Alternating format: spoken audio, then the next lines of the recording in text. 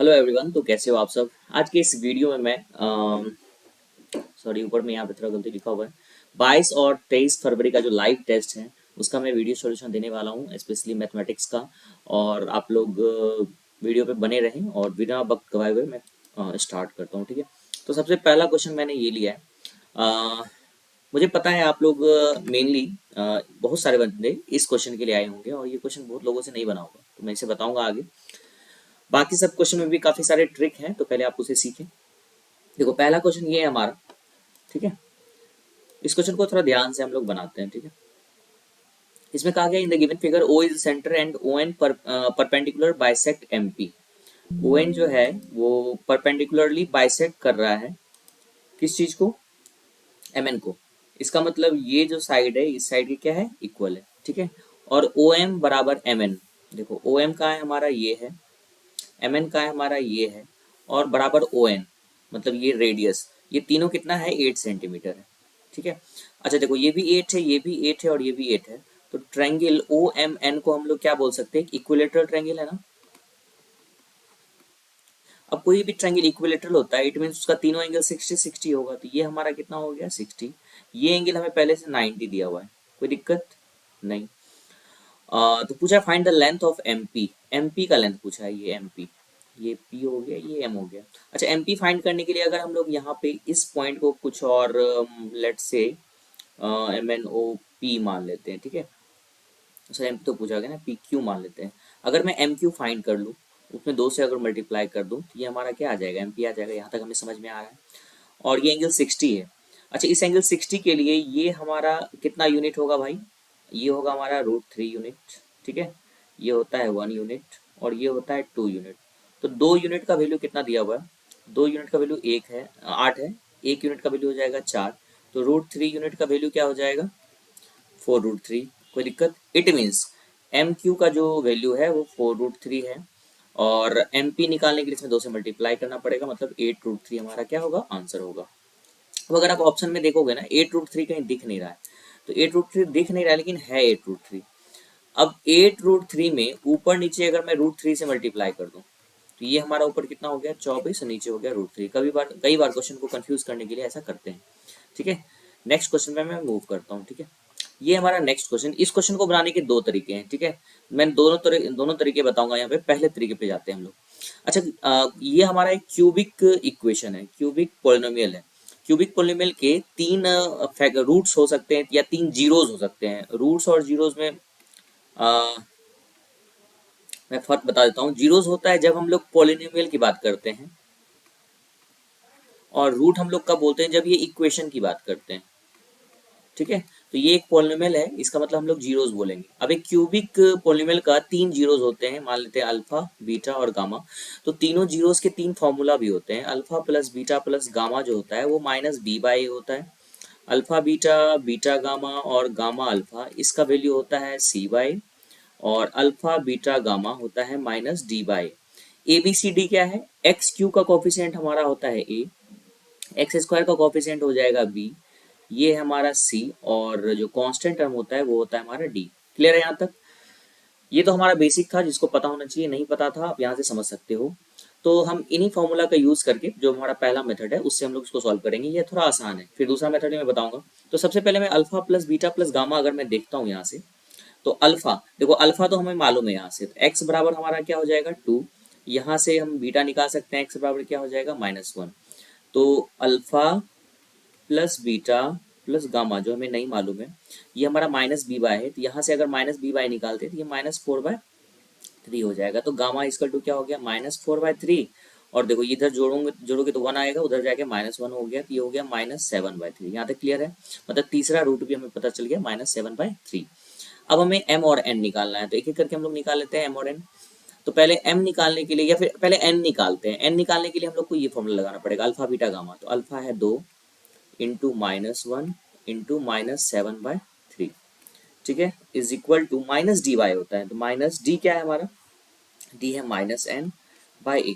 देखो जब हम ऑप्शन को यहाँ देखते हैं ध्यान से, तो m और n में सबसे पहले हम लोग देखते हैं जो न्यूमेरिकल वैल्यू है वो तो सेम है, बट माइनस और प्लस का डिफरेंस है। तो पहले इसमें हम लोग ऑप्शन को एलिमिनेट भी कर सकते हैं बिना सॉल्व किए। देखो ये माइनस माइनस यहाँ क्या हो गया, प्लस हो गया भाई, और ये माइनस माइनस यहाँ से क्या हो गया, प्लस प्लस हो गया। ए की जगह पे हम लोग 3 लिखेंगे ना, 3। तो n का जो भी वैल्यू आएगा यहाँ पे वो एक पॉजिटिव वैल्यू आ रहा है। पॉजिटिव n का वैल्यू पॉजिटिव किस में है, यहाँ है और यहाँ है। मतलब हमारा फर्स्ट ऑप्शन और हमारा थर्ड ऑप्शन ये तो गया हवा खाने। तो सॉल्व नहीं भी करोगे चलेगा कि n का वैल्यू जो है हमारा 14 ही आएगा। कितना आएगा, 14 आएगा। अब n का वैल्यू, तो m का वैल्यू निकालने के लिए हम लोग अब ये फॉर्मूला यूज कर सकते हैं, अल्फा बीटा। यहाँ भी साइन से काम चल जाएगा। अल्फा बीटा देखो, 2 और -1 को मल्टीप्लाई करोगे तो -2 आ गया, plus beta gamma. Beta gamma देखो, बीटा ये है और गामा है -4/3, मल्टीप्लाई करोगे तो 4/3 आ गया। फिर प्लस गामा अल्फा, गामा ये है, अल्फा ये है, तो ये हो जाएगा -14/3। ये होता है हमारा c/, मतलब m/3।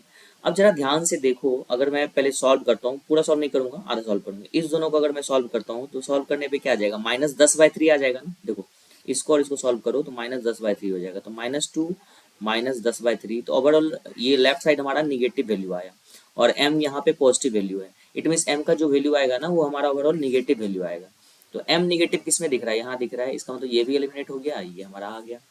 ऐसे करके हम लोग क्वेश्चन को जल्दी सॉल्व कर सकते हैं। अब इसी का दूसरा मेथड मैं बता देता हूँ आप लोगों को, ठीक है। दूसरा मेथड क्या है हमारा कि जब हमें फैक्टर्स पता होता है तो वो पूरे इक्वेशन को जो है ना सेटिस्फाई करता है। तो x बराबर 2 अगर इसमें हम लोग पुट करेंगे तो वो हमें 0 दे देगा।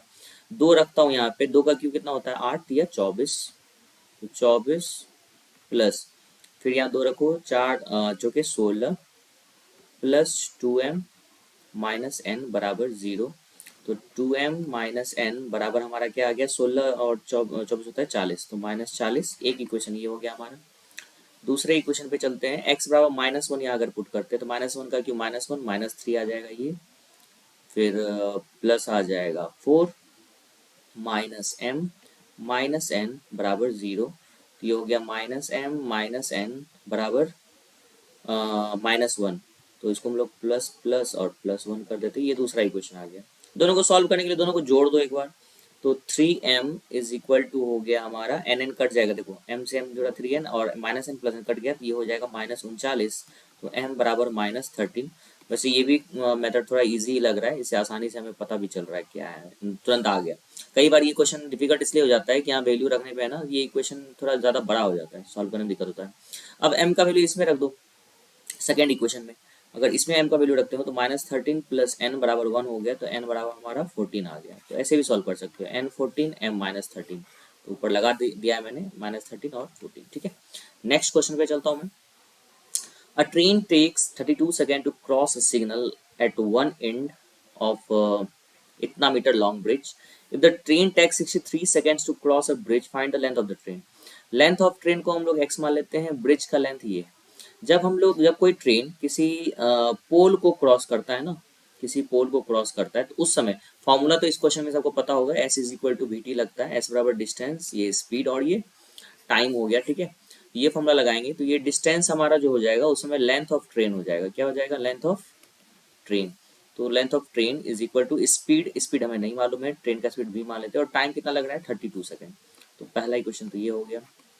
दूसरा इक्वेशन, जब यही ट्रेन किसी ब्रिज को पार करता है, जब यही ट्रेन जो है किसी ब्रिज को पार करता है, तो ओवरऑल जो उसका डिस्टेंस ट्रेवल होता है ना, तो वो ट्रेन का लेंथ प्लस ब्रिज का लेंथ दोनों का सम हो जाता है। इधर हम लोग x प्लस 1705 लिख सकते हैं, स्पीड तो भी रहेगा और टाइम लग रहा है 63 सेकेंड। हमें फाइंड क्या करना, find the length. Length find करना है मतलब x फाइंड करना है, तो इसका मतलब v को एलिमिनेट करना पड़ेगा। तो v को एलिमिनेट करने के लिए डिवाइड दे सकते हैं, दोनों को अगर मैं यहीं डिवाइड देता हूँ, ये तो ये कट गया, क्रॉस मल्टीप्लीकेशन करते हैं। 63x is equal to 32x plus 1705 into 32। कभी भी है ना मल्टीप्लाई कर मत दो, फिर मल्टीप्लाई करो फिर काटो, यही करते रह जाओगे फिर। अब अगर मैं 32 को इधर भेजूं तो ये हो जाएगा 31x इज इक्वल टू 1705 गुना 32। अब हम लोग 31 से अगर इसको डिवाइड देते हैं तो डिवाइड तो देना पड़ेगा, तो 31 पंचे लिखते हैं, 5 5 दिया 15, ये हो गया 10 में से 5 5 5, फिर 155 आ गया तो 55, तो 55 गुना 32, 11 का मल्टीपल होना चाहिए ना, 11 का मल्टीपल, क्योंकि 55 जो है 11 गुना 5 होता है, ठीक है, और ये 8 गुना 4 होता है। लास्ट का 2 डिजिट जो 4 से सब कट रहा है, 11 से देखते हैं, 6 एक 7, ये 7 11 से कट रहा है, ये 11 से नहीं कट रहा है, 6 एक 7 9, ये भी 11 से नहीं कट रहा है, 4 एक 5, ये 6, ये भी 11 से नहीं कट रहा है, तो आंसर 1760 ही होगा, राइट। नेक्स्ट पे चले। इस क्वेश्चन को कैसे सॉल्व करते हैं, देखो ध्यान से। पूछ रहा है कि कौन सा ऑप्शन सही है इसमें, मतलब सिमिलरिटी चेक करना है। सिमिलरिटी, दो ट्रायंगल कब सिमिलर होते हैं, जब क्रॉसपॉन्डिंग एंगल्स आपस में क्या हो जाते हैं, सेम हो जाते हैं, ठीक है। तो वही चेक करना है कौन सा एंगल किसके बराबर है। M42 है ना, तो और यहाँ Z42 है, तो M के सामने Z देखो कहाँ का है, M यहाँ है, Z यहाँ है, मतलब ये ऑप्शन हो सकता है। और M के सामने देखो यहाँ X दे दिया, तो ये तो एलिमिनेट हो गया। यहाँ M के सामने Z है, तो ये भी हो सकता है। यहाँ M के सामने Z है, ये भी हो सकता है, एक एलिमिनेट किया हमने अभी। फिर N के सामने, N 51 है ना, 51 Y है, N के सामने Y कहाँ का है, तो N के सामने यहाँ X दे दिया, तो ये भी एलिमिनेट हो गया। N के साथ Y, ये अभी तक ठीक है, और यहाँ N के साथ हमारा X है, तो ये भी एलिमिनेट हो गया। मतलब ऑप्शन नंबर थर्ड हमारा क्या हो जाएगा, करेक्ट हो जाएगा। ऐसे सोच करके हम लोग एलिमिनेट कर सकते हैं। इस क्वेश्चन को ध्यान से देखो। A dishonest shopkeeper sells sugar at 22 rupees per KG which he has bought at 10 rupees per KG and he is giving 75 gram instead of 1000 gram, find his actual profit percent. तो सबसे पहले जब वो खरीदता है उस समय उसको कितना प्रॉफिट होता है वो देख लेते हैं। एडिशनल सेल्स शुगर, हाँ अच्छा, बेचता है 22 रुपए पर केजी बेचता है, और खरीद के लाता है 10 रुपए पर केजी, तो 12 रुपए पर केजी का फायदा हुआ, और उसका कॉस्ट प्राइस है 10 इंटू 100%, 120% का तो यहाँ फायदा हो गया बेचने में। साथ ही साथ वो तौलने में भी घपला करता है, तो घपला कितने का हो गया भाई, देखो घपला हो गया 250 का, ठीक है। तो फायदा यहाँ 250 ग्राम का हो रहा है, बटे उसका सीपी कितना है, हमारा सीपी है 750, क्योंकि 1000 ग्राम तो दे ही नहीं रहा है, वो 750 ग्राम ही नाप के दे रहा है, इंटू 100%, तो यहाँ हो गया 100/3% का फायदा। अब जब यहाँ भी फायदा है यहाँ भी फायदा है, तो सक्सेसिव प्रॉफिट का जो फॉर्मूला होता है वो यही फॉर्मूला होता है, A plus B plus A B by 100, तो ये फॉर्मूला बहुत जगह काम करता है। तो यहाँ देखो 120 plus 100/3 plus 120 Guna 100/3 divided by 100, देखो ये से कट गया, ये से कट गया 40 बार में, 120 और 40 160 हो गया इधर, ये होता है 33.33%, तो 60 30 90 3 93 193.33%। नेक्स्ट क्वेश्चन पे मैं मूव करता हूँ। इस क्वेश्चन को चलो देखते हैं कैसे बनता है ये। सबसे पहले यहाँ देखो m-n/n है, तो इसको हम लोग ऐसे लिख सकते हैं क्या, cos theta plus alpha upon cos theta minus alpha बराबर n/m। हमने क्या किया, m को इधर भेज दिया और इसको क्या किया, नीचे ले आया, ठीक है।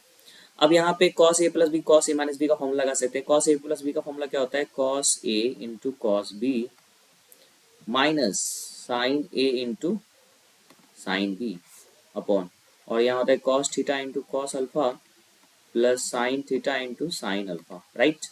अब यहाँ हम लोग क्या करेंगे, कंपोनेंटो एंड डिविडेंडो करेंगे। यहाँ ऑप्शन से भी दिख रहा है माइनस प्लस ऐसा है, तो कंपोनेंटो डिविडेंडो करने से पहले क्या करेंगे, हम लोग ऊपर एक बार दोनों को जोड़ देते हैं, जोड़ के देखते हैं क्या आता है। अगर मैं ऊपर इन दोनों को जोड़ू, ऐड करूँ, नीचे वाला ऊपर, साइन वाला कट जाएगा, तो ऊपर आ जाएगा, देखो क्या, cos theta into cos alpha 2 भी आएगा। और नीचे क्या करते हैं हम लोग, एक बार तो दोनों को जोड़ दिए, तो m प्लस एन हो गया। नीचे घटाते हैं, मतलब सेकेंड वाले में से फर्स्ट वाले को घटाएंगे, मतलब हम लोग को करना है m माइनस एन, तो m ये पहले है, उसमें इसको घटाएंगे, तो ये 2 sine theta into sine alpha आ जाएगा। कोई दिक्कत यहाँ तक, 2 से 2 कट ही गया। अब देखो यहाँ पे जरा ध्यान से, हमें लाना क्या है, टेन थीटा ऊपर लाना है भाई। टेन थीटा ऊपर लाने के लिए साइन तो ऊपर होना चाहिए, कॉस नीचे होना चाहिए, दोनों को पलटा देते हैं। पलटाने से देखो क्या हो जाएगा, ये पलट जाएगा साइन बाय कॉस, तो मतलब हो जाएगा टेन थीटा हमारा, कोई दिक्कत। और जब अगर ये पलट जाएगा तो ये sine alpha by cos alpha, मतलब टेन अल्फा ही हो जाएगा ये, राइट, बराबर। इधर भी पलट जाएगा तो m माइनस एन हो जाएगा, ये m प्लस एन हो जाएगा। अब टेन अल्फा को हम लोग क्या लिख सकते हैं, 1/कॉट अल्फा नहीं लिख सकते हैं, लिख सकते हैं, तो इसको काट दो। तो ये हमें लाना था, इसका वैल्यू हमें आ गया m माइनस एन बटे m प्लस एन, ठीक है। तो फर्स्ट ऑप्शन हमारा करेक्ट होगा। नेक्स्ट पे चलते हैं हम लोग। तीन ट्रायंगल्स एक बड़े समबाहु त्रिभुज के तीनों कोनों के अंदर की ओर तीन त्रिभुज इस प्रकार से बनाए जाते हैं कि प्रत्येक छोटे त्रिभुज की प्रत्येक भुजा बड़े त्रिभुज के संगत भुजा के 1/5 भाग है। देखो एक बड़ा सा हमारा इक्विलेटरल ट्रायंगल है, और इसके तीनों कॉर्नर पे अंदर पे ये इस तरह का ट्रायंगल बना दिया गया, ठीक है। और इस जो छोटा जो ट्रायंगल है ना, इसका जो साइड का लेंथ है वो 1/5 है, किसका, बड़े वाले का। तो 1/5 है तो हम लोग मान लेते हैं जो ये बड़ा वाला ट्रायंगल है, इसका साइड का लेंथ 5 है, इसका 1/5 करेंगे तो 1 आ गया। तो इस छोटे वाले ट्रायंगल का साइड का लेंथ कितना हो गया, 1 हो गया। तो पूछा क्या जा रहा है, क्रम से तीनों छोटे त्रिभुज के कुल क्षेत्रफल और बड़े त्रिभुज के क्षेत्रफल का अनुपात। देखो, area of triangle, area of equilateral triangle क्या होता है, वो होता है √3/4 इंटू साइड स्क्वायर। ये तो हमारा कांस्टेंट है, तो area is directly proportional to side square, ठीक है। चूंकि सिमिलर है दोनों ट्रायंगल, तो हम लोग ये फॉर्मूला अप्लाई कर सकते हैं रेशियो निकालने के लिए। तो छोटे ट्रायंगल का एरिया अगर निकालना हो तो साइड स्क्वायर हो गया 1 स्क्वायर इंटू, तीन ट्रायंगल है 3 से मल्टीप्लाई करेंगे, डिवाइडेड बाय बड़ा ट्रायंगल का साइड है हमारा 5, 5 का स्क्वायर 25, एक ही है बड़ा। तो ऑप्शन आ गया हमारा 3:25। नेक्स्ट पे चलें। Find the volume of a pyramid which is based on a squared side 18 centimeter and the lateral edge of the pyramid is 21 centimeter। देखो, ये पहले मैं एक स्क्वायर साइड बनाता हूँ और एक पिरामिड है। पिरामिड इस तरह से हम लोग बनाते हैं, ठीक है। तो इसका जो साइड का लेंथ है ना वो 18 सेंटीमीटर है, क्लियर। और ये जो साइड, ये जो एज है, लेटरल एज, वो 21 सेंटीमीटर का है, कोई दिक्कत नहीं। ये हम इसको हाइट मानेंगे यहाँ से, ये हाइट निकालने के लिए हम लोग, अगर मैं इसको इससे ज्वाइन कर दूं तो ये एंगल हमारा कितना बनेगा, 90 बनेगा, राइट। और ये जो हम लोगों ने साइड खींचा है, ए बी नाम देता हूँ मैं, ए बी, ये हमारा क्या होगा, इस जो नीचे वाला स्क्वायर बेस है ना उसका डायगोनल का आधा होगा। तो डायगोनल ऑफ स्क्वायर क्या होता है, √2 इंटू ए, मतलब 18√2, उसका आधा हमारा क्या हो जाएगा, 9√2, मतलब ए बी हमारा हो गया कितना, 9√2, ठीक है। और ये लेटरल साइड हमें क्या दिया हुआ है, 21। तो यहाँ पे एक राइट एंगल ट्रायंगल बन रहा है जिसमें हाइपोटेन्यूस दिया है 21 और ये दिया हुआ है 9√2। तो हमें हाइट मिल जाएगा यहाँ से। तो हाइट पहले निकालना पड़ेगा, √21² माइनस 9√2 का होल स्क्वायर, कोई दिक्कत। तो ये हो गया 441 माइनस 9 में 81, 81 दूना 162। अगर मैं घटाऊं इसे 11 में से, 11 में से 2 गया 9, 13 में से 6 गया 7 और 3 में से क्या 2। इसमें से 9 से देखो ये कट रहा है तो इसको 9 इंटू 9 दिया 27, 9 एकम 9, मतलब 3√31। ये हमारा क्या आ गया भाई, height, height of this pyramid. और वॉल्यूम ऑफ पिरामिड क्या होता है, 1/3 into area of base, area of base मतलब 18 का स्क्वायर मतलब 324 इंटू हाइट, हाइट हो गया 3√31। अगर 3 से 3 कैंसिल हो गया तो 324√31 हमारा करेक्ट आंसर होगा। Moving to the next question, चलो यहाँ देखते हैं। x प्लस 1/x बराबर √3 है, तो एक्स क्यू का वैल्यू याद कर लो, -1 होता है। इसी में एक और शॉर्टकट है, x माइनस 1/x अगर √3 है तो एक्स क्यू का वैल्यू होता है 1। ये दोनों फॉर्मूला आप याद कर सकते हो, बहुत ही इंपॉर्टेंट है, ठीक है। ये कैसे होता है ये भी आप समझ, जो नहीं जानते वो एक बार समझ ले। अगर मैं इसको सॉल्व करूँ, x into x, x square plus 1, यहाँ हो गया एक्स स्क्वायर प्लस 1 बटे एक्स को हम लोग राइट साइड भेजेंगे तो √3x आ गया यहाँ पे, ठीक है। तो x square minus √3x plus 1 बराबर 0। एक मिनट, सॉरी सॉरी सॉरी, कुछ तो गड़बड़ हो गई। एक्स स्क्वायर माइनस √3x ए स्क्वायर,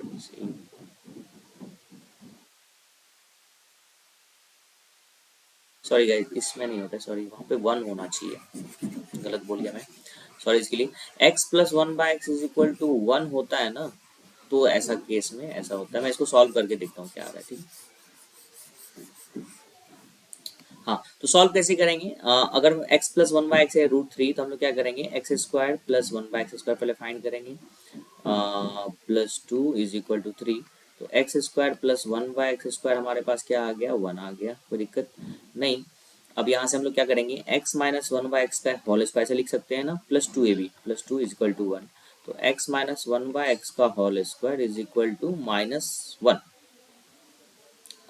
ये रूट अंडर -1 आ गया,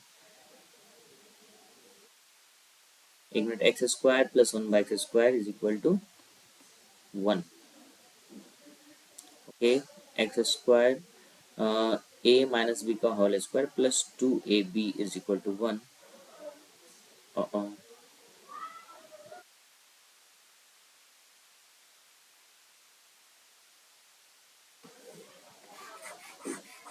सॉरी, इसको मैं फिर से एक बार देख रहा हूँ क्या चल रहा है। ये x plus 1/x is equal to √3। अगर मैं यहाँ से x² plus 1/x² plus 2ab is equal to 3 करूँ तो ये x² plus 1/x² is equal to 1 आ गया। अब मैं अगर इसको इससे मल्टीप्लाई करूँ तो ये हो जाएगा हमारा x³ plus 1/x³ plus x plus 1/x मतलब √3 इज इक्वल टू √3। ठीक है, मैंने इसको और इसको मल्टीप्लाई किया तो यह गया x³ बाय 1/x³ बराबर 0। ठीक है, तो x⁶ प्लस 1 बराबर 0, तो x⁶ बराबर -1 आ गया। ठीक है, तो ये ऐसे इसको बना सकते हो आप लोग। मैंने इससे क्या किया, x² प्लस 1/x² वैल्यू निकाला, फिर इसको और इसको मल्टीप्लाई किया तो ये आ गया x³ plus 1/x³ plus √3। Sorry guys, ये बीच में तो आ ही जाता है और सारा कुछ इसी क्वेश्चन में हो रहा है। Is equal to right side को राइट साइड से मल्टीप्लाई किया, √3 कट के 0 हो गया, x⁶ इक्वल टू -1 आ गया। ठीक है, हाँ अब मैं वो बता देता हूँ किसमें क्या होता है। x plus 1/x is equal to, अगर आपके पास 1 है ना तो यहाँ पे x³ बराबर हो जाता है -1, और अगर x plus 1/x is equal to -1 दिया हुआ है ना तो x³ इक्वल टू 1 होता है। तो आप इसको याद रख सकते हो, ये बहुत इंपॉर्टेंट है। ठीक है, बाकी ये क्वेश्चन है, इसका आंसर ये होगा। नेक्स्ट क्वेश्चन में मूव करता हूँ मैं। A work could be completed in 100 days. However, due to the absence of 10 workers, it was completed in 110 days. The original number of workers is, तो MDH by W, ये formula आप याद रख सकते हो। M1D1H1 M2D2 H2 by W। Work का यहाँ पे कोई काम नहीं है, घंटा का भी कोई काम नहीं है, मतलब MD का यूज करना है। तो पहले नंबर ऑफ मैन X मान लेते हैं, नंबर ऑफ डेज 100 लग रहे थे।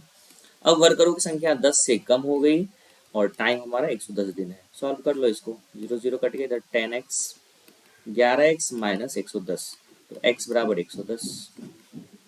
तो पहले कितने आदमी थे, 110। ठीक है, नेक्स्ट पे चलें, नेक्स्ट पे चलते हैं। देखो इसका वैल्यू फाइंड करना है, तो a plus b square minus 2ab, तो a माइनस बी का whole square upon a plus B का whole square. a minus b, जब कोई भी दो या दो से अधिक नंबर के स्क्वायर का सम 0 हो तो दोनों नंबर 0 होते हैं, मतलब x माइनस 5 भी यहाँ 0 होगा, तो और साथ ही साथ y माइनस 7 भी 0 होगा, तो y बराबर 7।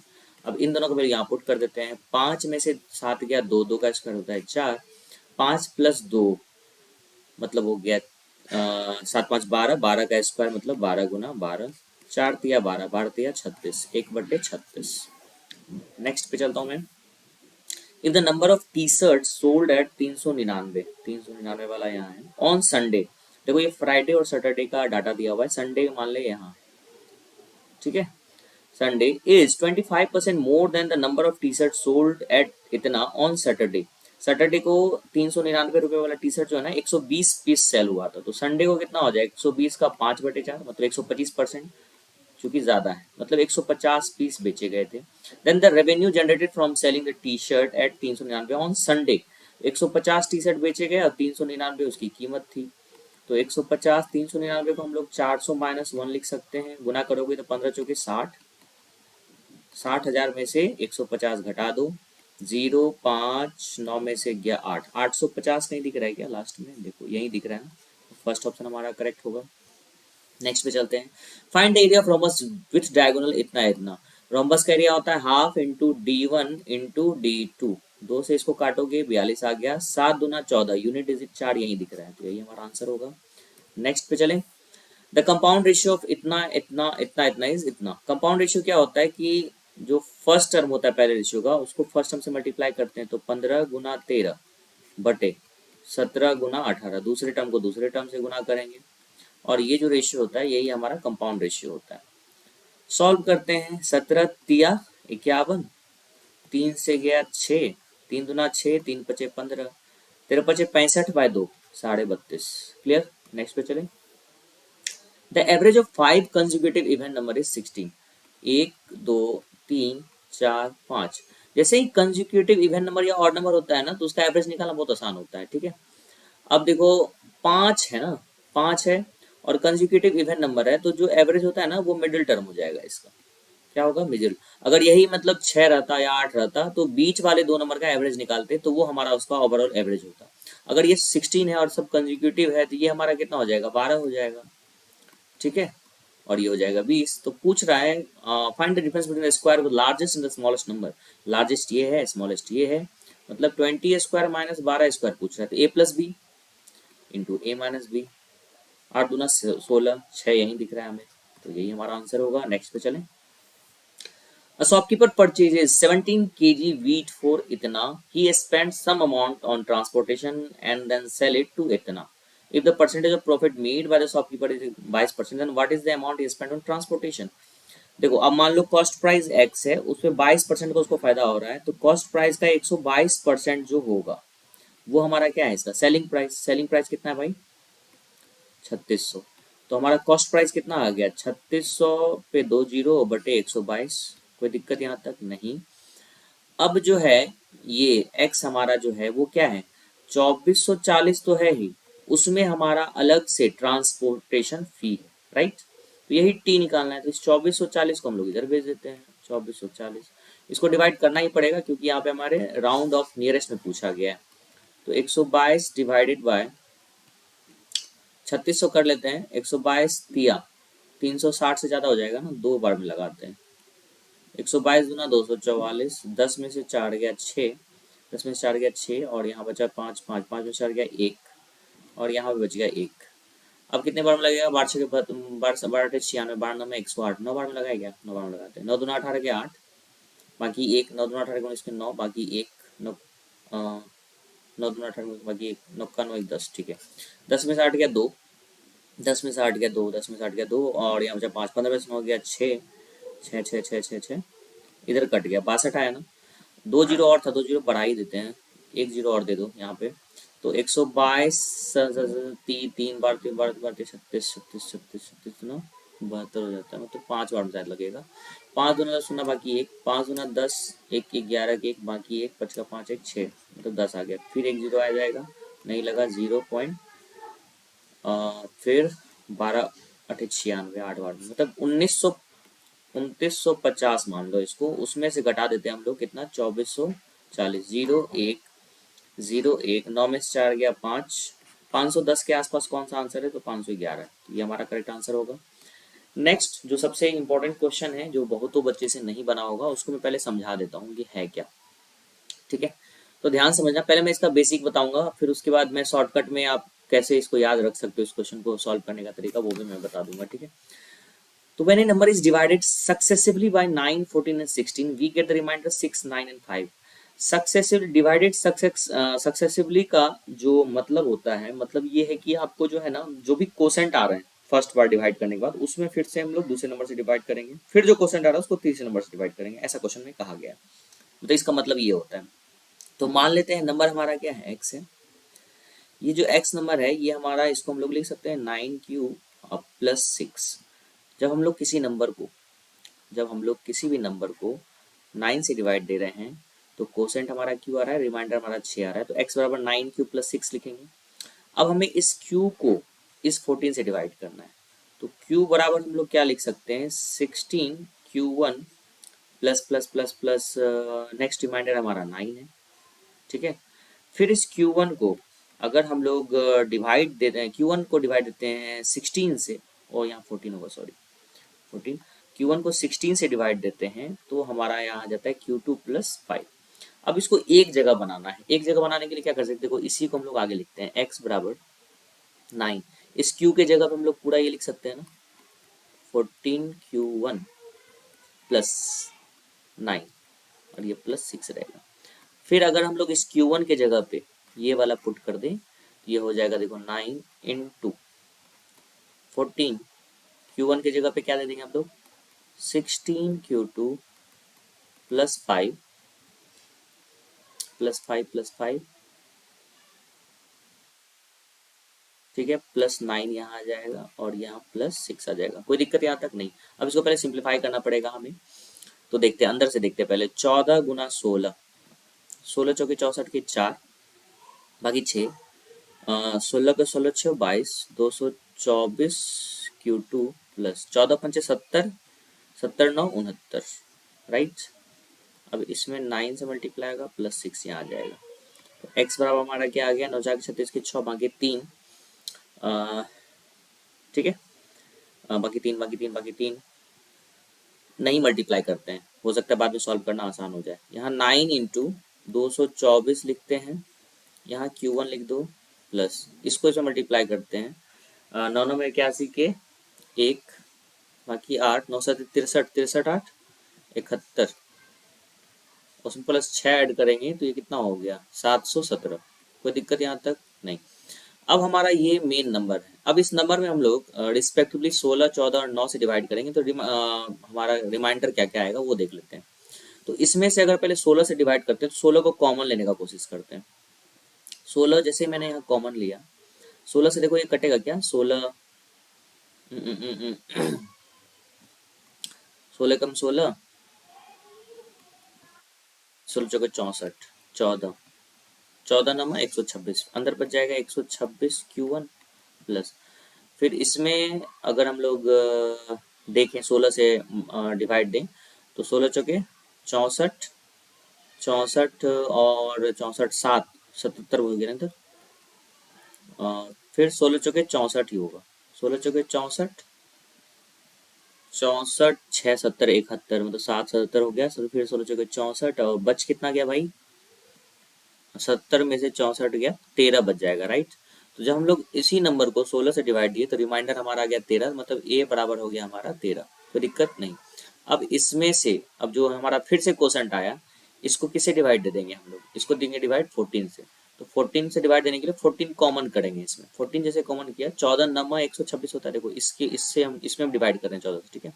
तो 9 प्लस यहाँ 14 दिया 42 प्लस 2 44, मतलब b बराबर हमारा कितना आ गया 2। फिर इस जो यहाँ जो ये आया इसमें हम लोग किसे डिवाइड देंगे 9 से, 9 से जैसे डिवाइड दे रहे हैं तो देखेंगे ये 9 क्यों कट रहा है, बच गया 3, मतलब यहाँ केस में रिमाइंडर आ गया हमारा 3, मतलब c बराबर हमारा आ गया 3। पूछा है a - b + c, तो a - b + c मतलब 14 हमारा आंसर होगा। अब इसको शॉर्टकट में कैसे लिख सकते हैं, ठीक है, वो मैं आपको बता देता हूँ, मुझे इसको इरेज करना पड़ेगा, ठीक है। आई होप आप ये समझ गए होंगे इस क्वेश्चन को कैसे सॉल्व करना है।